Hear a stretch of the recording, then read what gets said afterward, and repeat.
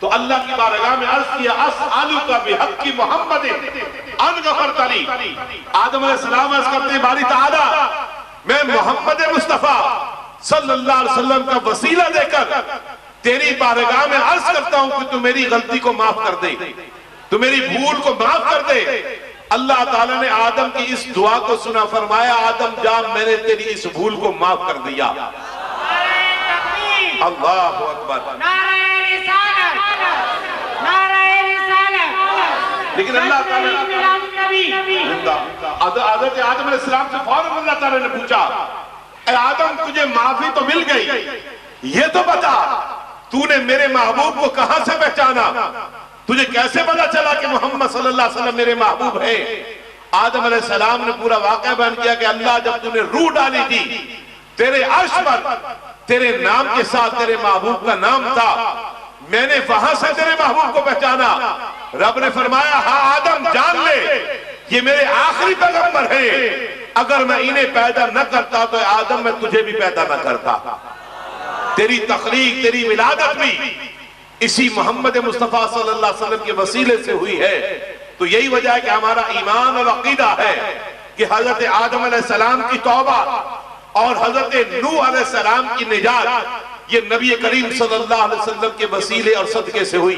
آپ توجہ فرمائیں, بڑی خاص بات, خاص نقطہ آپ کے ذہن نشین کر رہا ہوں کہ آدم کی توبہ اور نوح کی نجات یہ حضور کے صدقے اور طفیل میں ہوئی. حضرت ابراہیم علیہ السلام کی دعا یہ آپ کی جلوہ گری کا پیغام ہے. حضرت عیسیٰ علیہ السلام کی بشارت یہ آپ کے ظہور قدسی کا نام ہے. تمام آسمانی کتابوں میں, توریت میں, زبور میں, انجیل میں آپ کے تذکرے ہوتے رہے. تمام آسمانی صحائف میں آپ پر تبصرے ہوتے رہے. تمام نبیوں کی ورد زبان آپ کے قصے رہے. تمام قوموں اور ملتوں کے حرزے جا آپ کے واقعات رہے. آپ تاریخ اٹھائیں اور دیگر کتابوں کا مطالعہ کریں. کسی نبی نے ہمارے نبی کو فارق لید کے نام سے پکارا, کوئی نبی آپ کو منہمینہ کے نام سے پکارتا رہا. آسمانوں میں آپ کا نام احمد ہوا, زمینوں میں آپ کا نام محمد ہوا.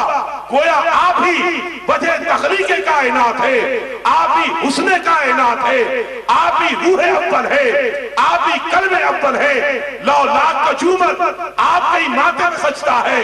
اول ما خلق اللہ النوری کا سہرا آپ کے سر انور پہ پھپتا ہے. اور سچ تو یہ ہے کہ کتاب فطرت کے سرے ورق پر جو نام احمد رقم نہ ہوتا تو نقش ہستی ابھر نہ سکتا, وجود لوح و قلم نہ ہوتا, یہ محفل کن فقا نہ ہوتی, جو وہ امام امم نہ ہوتا, سمیع نہ ہوتی, فرق نہ ہوتا, عرب نہ ہوتا, عجم نہ ہوتا. نعرہ تکبیر, نعرہ رسالت, جشن عید میلاد النبی. تو یہ سب صدقہ ہے سرکار دو عالم صلی اللہ علیہ وآلہ وسلم کا کہ اللہ تعالیٰ نے آپ کے صدقے اور طفیل یہ سب کچھ عطا کیا. تو میں عرض کر رہا تھا کہ حضرت آدم کی توبہ قبول نہیں ہوئی. پھر کیا کیا؟ آدم نے وسیلہ تلاش کیا, ذریعہ تلاش کیا, اور وہ ذریعہ کیا تھا؟ محبوب کریم صلی اللہ علیہ وسلم کی ذات اقدس. اور جب حضور کا وسیلہ پیش کیا تو اللہ نے آدم کی بھول کو معاف کر دیا, ان کی توبہ قبول کر لی. اور اسے ایک اور مثال سے یوں سمجھ لے کہ دیتا اللہ ہی ہے.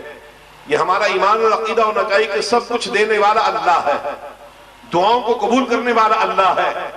لیکن آپ اسے یوں سمجھیں کہ وہ ہر لمحہ دے رہا ہے, ہر وقت دے رہا ہے, ہر کسی کو دے رہا ہے. جس طرح ٹیوب ویل کے ذریعے پانی نکلتا ہے اور کھیتوں کو سیراب کیا جاتا ہے, بعض لوگوں نے نہروں کے ذریعے اپنی کھیتیوں کو پانی دینا شروع کیا, کھیتیاں پھر بھی سیراب ہوتی ہیں, سبزہ اگاتا ہے, پھل بھی لگتا ہے. لیکن جب کبھی بارش برستی ہے تو وہ ٹیوب ویل کا پانی, نہر کا پانی, دریاؤں کا پانی جو ہر روز فصل کو, درختوں کو, باغات کو پلایا جاتا ہے وہ نتائج نہیں عطا کرتا کہ جو ایک بارش عطا کر دیتی ہے, جو چاہے ایک دن ہو, 2 دن ہو. یعنی بارش برسنے کے بعد اللہ تعالیٰ اس کھیتی میں اور تر و تازگی پیدا کر دیتا ہے. اس کی رحمت اور کرم لمحہ ہم پر برس رہا ہے اور وہ ہر کسی کو اس کے حصے کے مطابق عطا کرتا ہے، لیکن جب کوئی بندہ اس کے کسی محبوب کا وسیلہ اس کی بارگاہ میں پیش کرتا ہے تو پھر اس کی رحمت بارش بن کر برسنا شروع ہو جاتی ہے اور یوں دعا کی قبولیت بڑی جلدی ہو جاتی ہے۔ تو یہی وجہ ہے کہ اللہ تعالیٰ نے قرآن مجید فرقان حمید میں اپنے محبوب صلی اللہ علیہ وآلہ وسلم کا وسیلہ عطا کیا کہ میری رحمت تو ہر لمحے تمہیں مل رہی ہے، لیکن جب تم میرے محبوب کے وسیلے سے مجھ سے مانگو گے تو میں تمہیں مزید عطا فرماؤں گا۔ وہ وسیلہ جو سب سے زیادہ رب کو محبوب ہے وہ سرکار دو جہاں صلی اللہ علیہ وسلم کی ذات اقدس سے بڑھ کر کوئی اور نہیں۔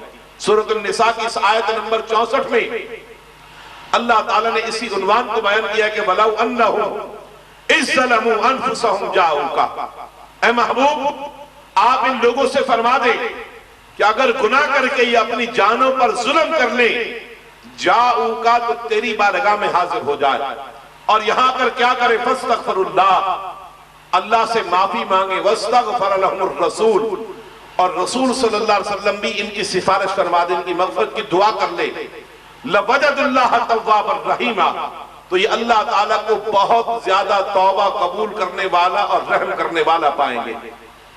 دیکھیں قرآن پاک کی یہ آیت اہل ایمان کی رہنمائی کر رہی ہے کہ جب بھی غلطی ہو جائے، خطا ہو جائے اور تم چاہو کہ ہمارے گناہوں کی معافی مل جائے تو کہاں جاؤ؟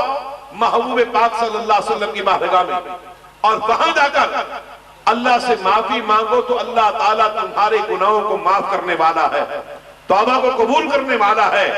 اس حوالے سے حدیث مبارکہ پیش کرتا ہوں، غالباً بخاری شریف کی حدیث مبارکہ ہے۔ حضرت عمر بن عاص رضی اللہ تعالیٰ عنہ اپنے قبول اسلام کا واقعہ خود بیان کرتے ہیں کہ حضور صلی اللہ علیہ وسلم کی بارگاہ میں کس طرح گناہوں کو معافی ملتی ہے۔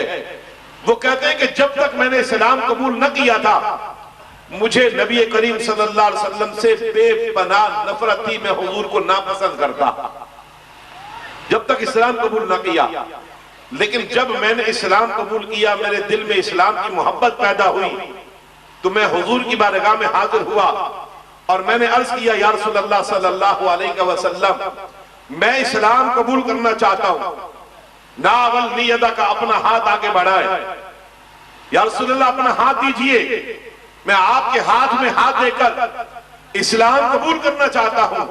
سرکار دو عالم صلی اللہ علیہ وسلم نے ہاتھ آگے کیا تو عمر بن عاص نے ہاتھ پیچھے کھینچ لیا۔ تھوڑی دیر کے بعد پھر عرض کیا یا رسول اللہ میں اسلام قبول کرنا چاہتا ہوں، اپنا ہاتھ دیجئے، میں آپ کے ہاتھ میں ہاتھ دینا چاہتا ہوں۔ حضور نے پھر ہاتھ آگے کیا، عمر بن عاص نے پھر ہاتھ پیچھے کھینچ لیا۔ تیسری مرتبہ پھر عرض کیا یا رسول اللہ ہاتھ آگے بڑھائیں، میں آپ کی بیعت کرنا چاہتا ہوں۔ حضور نے پھر ہاتھ دیا، کمال شفقت فرماتے ہوئے۔ عمر بن عاص کہتے ہیں میں نے پھر ہاتھ پیچھے کھینچا تو حضور بول پڑے اور ارشاد فرمانے لگے عمر کیا بات ہے، کیا چیز تمہیں اسلام قبول کرنے سے روک رہی ہے؟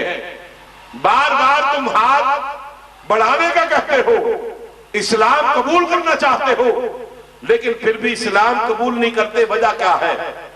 عمر بن عاص عرض کرنے لگے یا رسول اللہ صلی اللہ علیہ وسلم وجہ تو بس اتنی ہے کہ میں ایک شرط لگانا چاہتا ہوں، اگر وہ شرط پوری ہو جائے تو یا رسول اللہ میں اسلام قبول کر لیتا ہوں۔ نبی کریم صلی اللہ علیہ وسلم نے فرمایا وہ کیا شرط ہے، کیا کہنا چاہتے ہو؟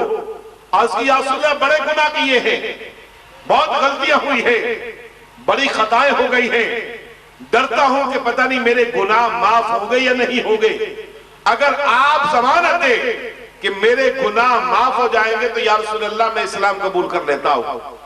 حضرت عمر بن عاص نے جب یہ بات عرض کی سرکار دو عالم صلی اللہ علیہ وسلم نے یہ نہیں فرمایا کہ عمر ایسا نہیں ہو سکتا کہ یہ گناہ کس طرح معاف کرنے کی ضمانت دے سکتا ہوں، معافی مانگنی ہے تو یہی عمل کرو، نہیں، سرکار نے فرمایا عمر تو آ ادھر اسلام قبول کر، اور تو اسلام قبول کرے گا ادھر اللہ تیری خطاؤں کو معاف کر دے گا، کیونکہ تو جانتا نہیں ہے کہ لأن الاسلام یہدم ما کان قبل الاسلام، کہ اسلام اپنے ما قبل انسان جتنے بھی خطائیں کرتا ہے اسلام قبول کرنے سے پہلے، اسلام قبول کرتے ہی اللہ تعالیٰ وہ معاف کر دیتا ہے۔ عمر بن عاص نے اسلام قبول کر لیا، لیکن فرماتے ہیں اسلام قبول کرنے کے بعد مجھے روئے زمین پر سب سے زیادہ محبت حضور کی ذات سے ہو گئی، کیونکہ اللہ تعالیٰ نے آپ کے صدقے سے ہمارے گناہوں کو معاف کیا تھا، کہ آپ نہ ہوتے تو اسلام نہ آتا، آپ کے صدقے سے اسلام آیا، ہم نے اسلام قبول کیا تو اللہ تعالیٰ نے میری خطاؤں کو معاف کر دیا۔ تو اللہ تعالیٰ کی رحمت اس طرح گناہگاروں پر برستی ہے، اور یوں اللہ تعالیٰ اپنے گناہگار بندوں کو عطا کرتا ہے اپنے حبیب صلی اللہ علیہ وآلہ وسلم کے